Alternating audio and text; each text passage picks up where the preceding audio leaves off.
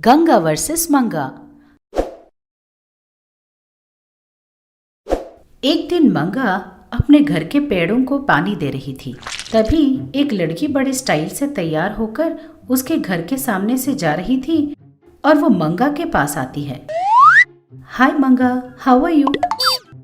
कौन हो तुम? मैंने तो तुम्हें कहीं देखा है। अरे मंगा, मैं रेणु हूँ, रेणुका, तेरे बचपन की दोस्त। अरे रेणुका, अरे यार तू कैसी है? अरे यार, पूरा नाम लेकर मेरी इज्जत मत उतार, प्यार से तू रेणु बुलाना। वो सब ठीक है, कहाँ जा रही है तू? ऊपर से बड़ी स्टाइल से तैयार हुई है आज। अरे कुछ नहीं यार, यही पास की गली में एक नया ब्यूटी पार्लर खुला है, वही जा रही थी। तुझे देख के लगता है कि ब्यूटी पार्लर जा नहीं रही, वापस आ रही है।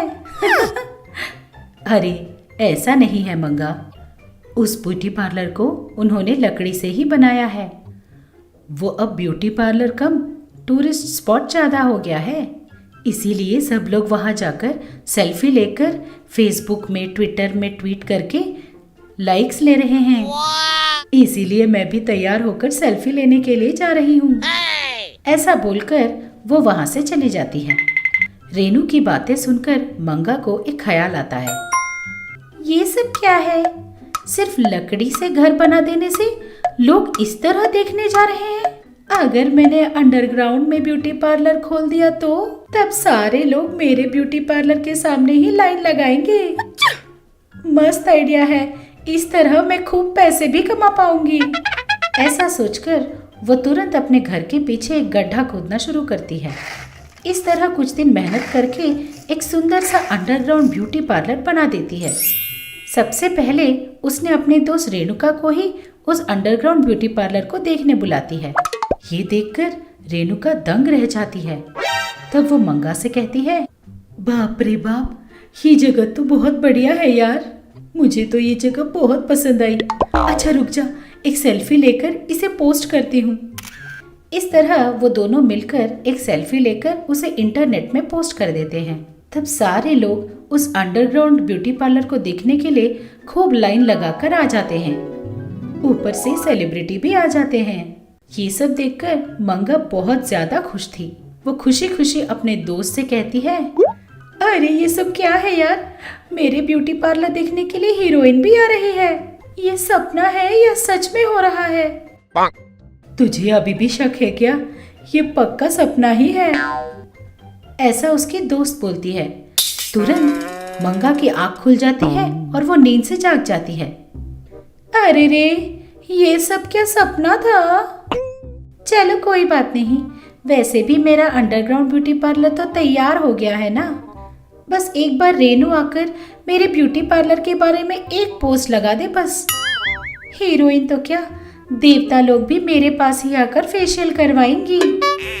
वो इस तरह बोल रही थी कि तभी गंगा बोलती है, पहले तू ये बता, तुझे फेशियल करना आता भी है? ऐसे कैसे ब्यूटी पार्लर लगा दिया? जो काम तुझे नहीं आता तो उसमें क्यों घुस जाती है? वैसे भी मैं तुझसे पूछती हूँ, तुझे इतनी सारी आशाएं और लालच क्यों है, बता। इन्हें लालच या आशाएं नहीं कहते सासू माँ, ये मन की सोच है, पैसे कमाने के लिए। ऐसा बोलकर अपना मुंह फुलाकर वहां से चली जाती है। जाकर वो अपने दोस्त रेणु को बुलाती है। रेणु सचमुच अंडरग्राउंड ब्यूटी पार्लर को देखकर दंग रह जाती है।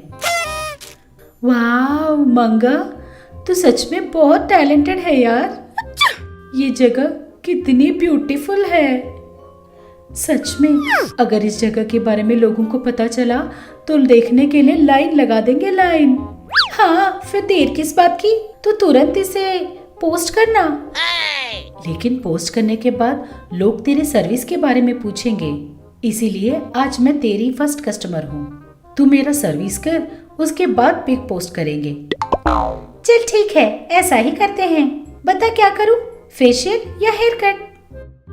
मुझे दोनों चाहिए, लेकिन पहले तू मेरा ना फायर हेयर कट कर और उसके बाद फेशियल करना। हाय रे, ये क्या फायर हेयर कट बोल रही है? पता नहीं वो कैसे करते होंगे। यूट्यूब में देखकर कर दूंगी। इसके लिए ट्रेनिंग लेने की क्या जरूरत है।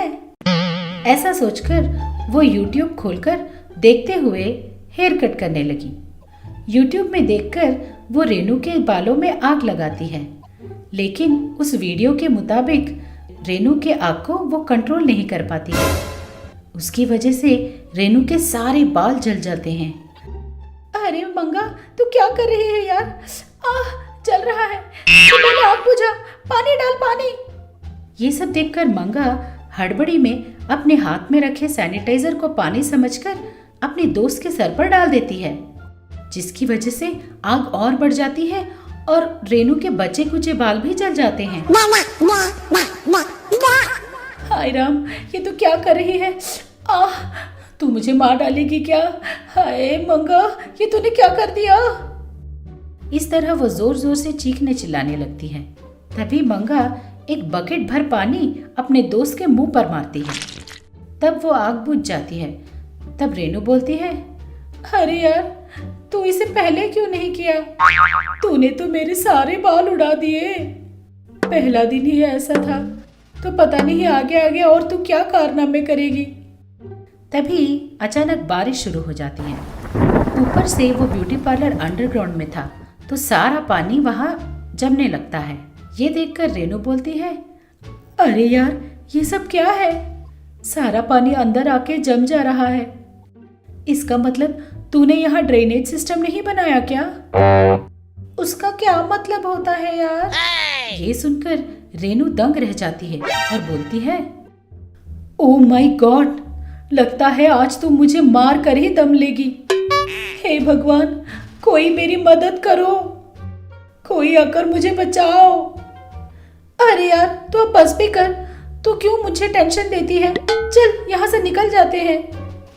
इस तरह जब वो दोनों बाहर निकलने की कोशिश कर रहे होते हैं, तो वहाँ एक पेड़ टूटकर गिर जाती है और बाहर निकलने का रास्ता बंद हो जाता है। ये देखकर रेनू और डर जाती है और बोलती है, अरे यार, अब और क्या करें हम? बाहर निकलने का कोई इमरजेंसी एग्जिट है क्या? इस तरह रेनू पूछती है। तब मंगा भोली सूरत बनाकर पूछती है, हाँ, इमरजेंसी एग्जिट क्या होता है? ये सुनकर रेनू और जोर जोर से चिल्लाने लगती है, हे भगवान, हे कृष्ण जी, हे कान्हा, आप ही मुझे बचा लीजिए। ये लड़की आज मेरी जान लेकर ही दम लेगी। इस तरह रेनू रोने लगती है। सारा पानी अंदर आ जाने की वजह से वहाँ पर रखी सारी मशीनरी जल जाती है और शॉर्ट सर्किट होने की वजह से इन दोनों को शॉक लगता है। तब वो दोनों चिल्लाने लगते हैं, बचाओ बचाओ, कोई हमें बचाओ। बचाओ बचाओ, कोई हमें बचाओ। इस तरह वो जोर जोर से चिल्ला चिल्ला कर रोने लगते हैं। उनके रोने धोने की आवाज घर के अंदर बैठी गंगा को सुनाई देती है। तब गंगा तुरंत अपने जादू की मदद से उन दोनों को अंडरग्राउंड से निकालकर घर में वापस ले आती है। तब गंगा मंगा से बोलती है, इसीलिए मैंने कहा था कि जो काम तुझे नहीं आता उसे मत कर बोल के। तूने कभी मेरी बात सुनी भी है? बेचारी, उसके सारे बाल जला दिए तूने। अब देख उसे बिना बालों के कैसे टकली जैसी लग रही है। वक्त पर आकर उन दोनों की जान बचाने की वजह से दोनों ने गंगा का शुक्रिया अदा किया। थैंक यू सासू माँ, थैंक यू सो मच। अपनी जिंदगी में मैं फिर कभी भी ब्यूटी पार्लर ही नहीं जाऊंगी और ना कभी खुद का ब्यूटी पार्लर खोलूंगी। Thank God, thank you so much aunty. मैं जिंदगी में फिर कभी कोई ब्यूटी पार्लर नहीं जाऊंगी। Thank you so much aunty, आपने मेरी जान बचा ली। Thank you. इस तरह उसकी दोस्त रेणुका बोलती है। एक दिन मंगा कुछ सोचते हुए अपने मन में बोल रही थी, पता नहीं कैसी जिंदगी है ये। समय ठीक ना हो ना तो केला खाने से भी दांत टूट जाते हैं। मेरी स्थिति भी कुछ ऐसी ही है। कोई भी बिजनेस करूं बिल्कुल नहीं चल रही। इस तरह मैं कब कमाऊंगी और कब अमेज़न और अंबानी के टक्कर में अपने बिजनेस को बढ़ाऊंगी। इस तरह नहीं, इस बार कोई अच्छा सा बिजनेस प्लान करना पड़ेगा, वो अपने मन में सोचती है। तभी वहां से मुर्गियां बेचने वाला चिल्लाते हुए जा रहा था। मुर्गी ले लो मुर्गी, 1 किलो 200 रुपए, ताज़ा और बलवान मुर्गी ले लो। इस तरह वो चिल्लाते हुए जा रहा था। उन्हें देखकर मंगा के मन में कुछ आया। अरे वाह, ये तो बढ़िया है, इस बार अच्छे से मुर्गियों का व्यापार करूंगी। संडे होते ही लोग चिकन के लिए लाइन में लग जाते हैं, बहुत मुनाफा भी मिलेगा। ऐसा सोचकर वो मुर्गी बेचने वाले को बुलाती है। मुर्गी बेचने वाला अपने पास की सारी मुर्गियां मंगा को दिखाने लगा। उनमें से काले रंग की मुर्गी भी थी। उसे देखकर मंगा बोली, ये क्या भाई, ये इतनी काली क्यों है? वो बड़े आश्चर्य से पूछती है। तब वो बोलता है, क्या मैडम, आप इस मुर्गी के बारे में नहीं जानती क्या? इसको काली मासी बोलते हैं। ये मध्य प्रदेश की ब्रीड है, थोड़ा महंगा है। तब मंगा पूछती है, थोड़ा सा मतलब कितना पड़ेगा भाई? ज्यादा नहीं, 1 किलो बस 2000 रुपए। क्या कहा? 2000? सफेद मुर्गी तो किलो 200 की ही मिलती है ना? वो पूछती है। तब वो मुर्गी वाला बोलता है, मैंने पहले ही बोला था ना कि ये जरा कॉस्टली है। इसमें कई तरह के पोषक गुण, प्रोटीन और विटामिन जैसे कई चीजें होती हैं, इसलिए ये महंगी है। वो बोलता है। ये सुनकर मंगा को एक आइडिया आता है। वो तब मन में सोचती है, बाप रे, केवल काले रंग की वजह से 2000 रुपए, ये व्यापार तो काफी बढ़िया लगता है। इस तरह वो मन में सोचकर तुरंत उस मुर्गी वाले से 10 सफेद मुर्गी खरीद लेती है। उसके बाद उनमें से एक मुर्गी को पकड़कर उसे काला रंग लगाना शुरू करती है। जब उस मुर्गी को पूरी तरह रंग लगा देती है तो वो मुर्गी एकदम उस मुर्गी बेचने वाले के काले मुर्गी जैसी ही लग रही थी। ये देखकर मंगा सोचती है, अरे वाह, ये तो बिल्कुल उस काली मुर्गी जैसी ही लग रही है। मैंने इसे केवल 200 का ही खरीदा है, लेकिन इस तरह रंग लगा देने से इसे मैं 2000 में बेच सकती हूँ। हाँ, मतलब पूरा 10 गुना मुनाफा। सिर्फ एक रंग लगाने से इतना मुनाफा हो रहा है, तो 2-3 रंग लगाने से और कितना मुनाफा होगा। इस तरह वो मन में सोचकर बाकी मुर्गियों पर भी वो 2-3 रंग लगा देती है। एक पर लाल, एक पर येलो, एक पर ग्रीन, एक पर ऑरेंज और एक पर तो वो रेनबो के 7 रंग लगा देती है। उन्हें देखकर वो अपने मन ही मन खुश होने लगती है। तभी वहाँ गंगा आती है और वो सब कुछ देखकर दंग रह जाती है। अरे अरे, ये सब क्या है? तू क्या पागल हो गई है? इस तरह मुर्गियों पर रंग क्यों लगाए जा रही है? वो पूछती है। तब मंगा बोलती है, अरे सासू माँ, ये सब मैं यूं ही नहीं कर रही हूँ। मैंने बिना फायदे के कभी भी कोई काम किया भी है भला? हाँ हाँ, बिना किसी फायदे के तू कोई काम नहीं करती, केवल लालच से ही तू हर काम बिगाड़ती रहती है बस, गंगा ने कहा। ये सुनकर मंगा अपना मुंह फुलाकर बोलती है, चलिए जाइए सासू माँ, आप हमेशा ऐसा ही करती हैं, मुझे कभी प्रोत्साहित नहीं करती, अनप्रोफेशनल सासू माँ। वो बोलती है। ये देखकर गंगा, हाँ, इसके नखरे तो देखो।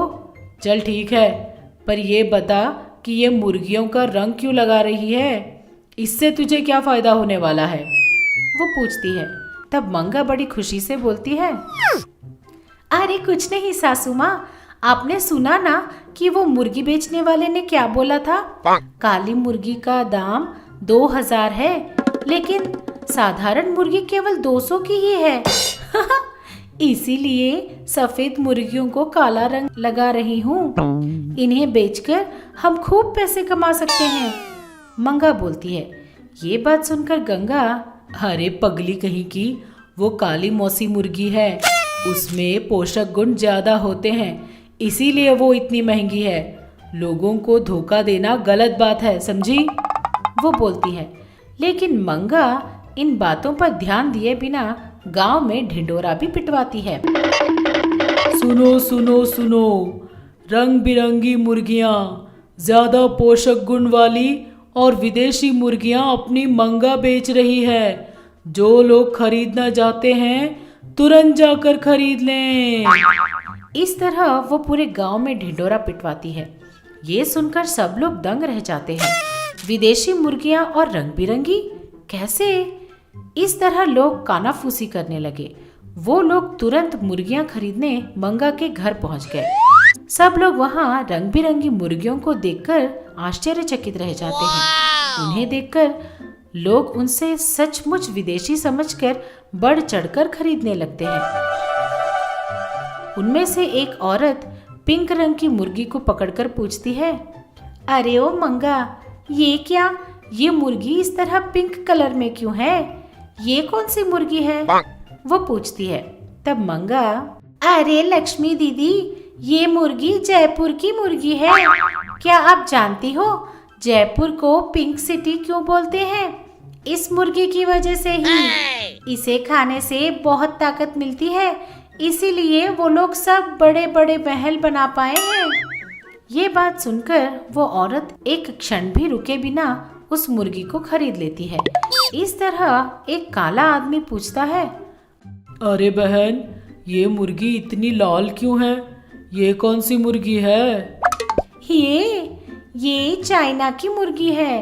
तुमने कभी चाइना वालों को काले रंग में देखा भी है? इसीलिए वो लोग हमेशा इसी मुर्गी को खाते हैं। इसे खाने से लोग गोरे चिट्टे बन जाते हैं। ये सुनते ही वो काला आदमी गोरा बनने की लालच से 1000 रुपए ज्यादा देकर उस मुर्गी को खरीद लेता है। इस तरह सब लोग बढ़ चढ़कर सारी मुर्गियां खरीद लेते हैं।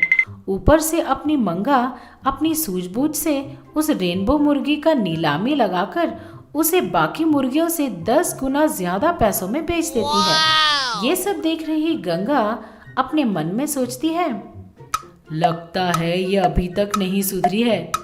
ये अभी भी लोगों को बेवकूफ बनाकर ये मुर्गियां बेच रही है। इसे सबक सिखाना ही पड़ेगा। इस तरह वो मन में सोच लेती है और अपने जादू से बारिश करवाती है। उस बारिश की वजह से मंगा का लगाया हुआ सारी मुर्गियों का रंग उतर जाता है। ये देखकर लोगों को समझ में आ जाता है कि मंगा ने सारे सफेद मुर्गियों को रंग लगाकर उन्हें धोखे से बेच दिया था और सब लोग मंगा को गुस्से से देखते हुए उस पर चिल्लाने लगते हैं। तुमने तो बोला था कि इसे खाने से मैं गोरा बन जाऊंगा, लेकिन तूने तो बिना खाए ही सफेद बना दिया ना। इस तरह उसे छिड़ाते हुए लोग बोलते हैं। दूसरा आदमी बोलता है, तू हमें ही धोखा देना चाहती थी। ऐसा बोलते हुए उसे मारने के लिए आगे बढ़ते हैं। तब गंगा सब लोगों के पैसे वापस करके उन लोगों को समझा बुझा कर वापस भेज देती है। ये देखकर मंगा, थैंक यू सासू माँ, वक्त पर अगर आपने मुझे नहीं बचाया होता तो। इस तरह वो गंगा को देख रही थी। अरे तू ऐसे क्यों देख रही है? लोगों को धोखा देने के लिए मना किया था ना मैंने तुझे। अब देखकर क्या होगा? ये शायद भगवान को भी मंजूर नहीं था, इसीलिए ऐसा ये सब हो गया। अरे वो बात नहीं है सासू माँ, मैंने तो सब कुछ ठीक ठाक प्लान किया था। इस बारिश की वजह से सब कुछ बिगड़ गया। वैसे भी अचानक ये बारिश कहाँ से हो गई? इस तरह वो सोचते हुए गंगा को देखती रहती है। तब गंगा को मन ही मन मुस्कुराते हुए देखकर मंगा, अच्छा तो ये सब सासू माँ का किया धरा है। मैंने आपकी बात नहीं मानी, इसीलिए आपने ये सब कुछ किया ना। मैं आपको नहीं छोड़ूंगी। मंगा